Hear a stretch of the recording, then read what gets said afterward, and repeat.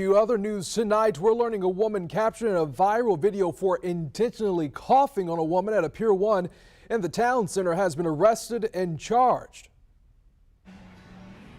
I think I'll get real close to you and cough on you then. How's that? So that's the video you see there that went viral. First Coast News has learned Debra Hunter has been charged with a misdemeanor assault. This happened late last month when the victim told police that Hunter became angry while returning items. When Hunter realized the victim was recording her, that's when Hunter turned and, as you saw there, intentionally coughed on her. An arrest warrant also says Hunter threatened to kick the victim on her way out of the store. Hunter is expected to be in court to face the charge next month.